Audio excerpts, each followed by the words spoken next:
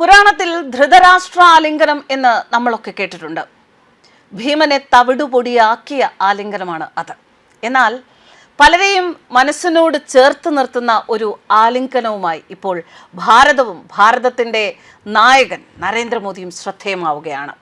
ഒരു ആലിംഗനത്തിന് ഇത്രയും ശക്തിയോ? അതേ, ആലിംഗനം എന്ന് പറയുന്നത് അത് നമുക്ക് ഏറ്റവും പ്രിയപ്പെട്ട ഒരാളിൽ നിന്നായാൽ അത് നമുക്ക് നൽകുന്ന സുരക്ഷ, ഒരു സന്തോഷം, ആ ഒരു ഫീൽ വിവരിക്കാനാവാത്തതാണ് എന്നാണ് പറയുക. മോദിയുടെ ഇസ്രായേൽ യാത്രയിൽ ഏറ്റവും കൂടുതൽ ചർച്ചയായതും ഒപ്പം വിവാദമായതും അദ്ദേഹത്തിൻ്റെ ആലിംഗനം തന്നെയാണ്. നെതന്യാഹു മോദിയുടെ ആലിംഗനത്തെക്കുറിച്ച് വാതോരാതെ സംസാരിച്ചപ്പോൾ ഇന്ത്യയിലുള്ള മെഹബൂബ മുഫ്തി ആ ആലിംഗനത്തെ പുച്ഛിച്ച് തള്ളുകയായിരുന്നു.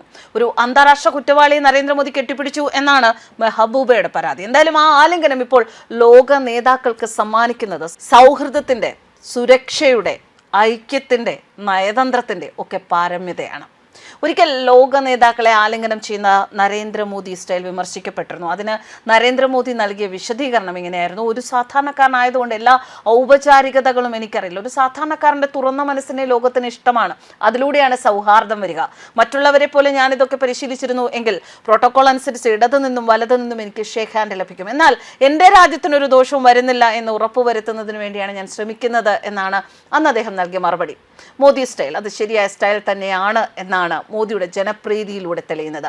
പ്രധാനമന്ത്രി നരേന്ദ്രമോദിയുടെ നേതൃത്വത്തിൽ ഭാരതം ലോക രാജ്യങ്ങൾക്ക് അവിഭാജ്യ ഘടകമായി മാറിയത് വളരെ പെട്ടെന്നാണ്. വിദേശ നയത്തിൽ അദ്ദേഹം വരുത്തിയ മാറ്റങ്ങൾ, ലോക നേതാക്കളുമായി അദ്ദേഹം പുലർത്തുന്ന അടുപ്പം, ഇതൊക്കെ നമ്മുടെ രാജ്യത്തെ ലോകത്തിന് പ്രിയപ്പെട്ടതാക്കിയ ഘടകങ്ങളാണ്. ഇന്ന് പല നിർണായക വിഷയങ്ങളിലും ലോകം ആദ്യം കാത്തിരിക്കുന്നത് ഇന്ത്യയുടെ പ്രതികരണത്തിനും നിലപാടിനും വേണ്ടിയാണ്. ഭാരതം ഇന്ന് ലോകത്തെ അതിശക്ത രാജ്യമാണ്. പ്രധാനമന്ത്രി നരേന്ദ്രമോദിയുടെ ലോകപ്രസിദ്ധമായ ആലിംഗനം അത് ഹൃദയത്തിൽ നിന്നുള്ളതാണ്. അത് നിങ്ങൾക്ക് ഓരോരുത്തർക്കും വേണ്ടി ഞാൻ തിരികെയും കൊടുക്കുന്നു. ഇസ്രായേൽ സഭയിൽ നെസറ്റ് അംഗങ്ങളുടെ കരഘോഷങ്ങൾക്കിടയിൽ പ്രധാനമന്ത്രി ബെഞ്ചമിൻ നെതന്യാഹു പറഞ്ഞ വാക്കുകളാണിത്. അദ്ദേഹത്തെ ഞാനും ഭാര്യയും ചേർന്ന് വിമാനത്തിന്റെ ഏണിപ്പടിച്ചോട്ടിൽ സ്വീകരിച്ചു. അവിടെ ഞങ്ങൾ പരസ്പരം ആശ്ലേഷിച്ചു. മോദി ഒരാളെ കെട്ടിപ്പിടിച്ചാൽ അത് വ്യാജം അല്ലാത്തതാണ്, ദൃഢമാണ്, ഹൃദയത്തിൽ നിന്നുള്ളതാണ്. ഇവിടെയും ഞാൻ ആ ആലിംഗനം തിരികെ കൊടുക്കാൻ ആഗ്രഹിക്കുന്നു. നിങ്ങൾ ഓരോ നെസറ്റ് അംഗങ്ങൾക്കും വേണ്ടി ഈ ഹൃദ്യവും ഊഷ്മളവുമായ ബന്ധം ഞങ്ങൾ തമ്മിൽ വ്യക്തിപരമായി മാത്രമുള്ളതല്ല, രണ്ട് രാജ്യങ്ങളിലെയും ജനതകൾ തമ്മിലുള്ളതാണ്.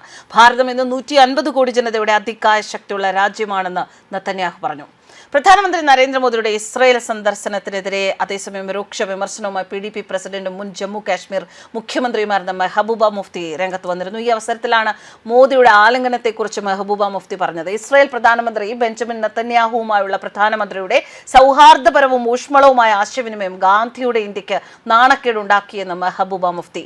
ഗാസയിലെ നിലവിലെ സാഹചര്യം ആഗോള സമൂഹത്തിന്റെ പോലും ശ്രദ്ധ ആകർഷിച്ചിട്ടുള്ളതാണ്. ഗാസയിൽ നിലനിൽക്കുന്ന ഈ പ്രതിസന്ധിക്കിടയിൽ പ്രധാനമന്ത്രി മോദി നെതന്യാഹുവിനെ കെട്ടിപ്പിടിക്കരുതായിരുന്നു എന്ന് മെഹബൂബ കുറ്റപ്പെടുത്തി. ഗാസ സംഘർഷത്തിനിടെ ഉണ്ടായ സാധാരണക്കാരുടെ മരണങ്ങൾക്ക് ഉത്തരവാദി നെതന്യാഹുവാണ്. അയാൾ ഒരു അന്താരാഷ്ട്ര കുറ്റവാളിയാണ്.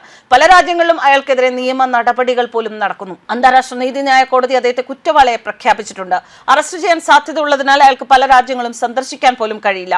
ഇന്ത്യ പലസ്തീൻ വിഷയത്തിൽ ചരിത്രപരമായ ഒരു ധാർമ്മിക നിലപാട് സ്വീകരിച്ചിട്ടുണ്ട്.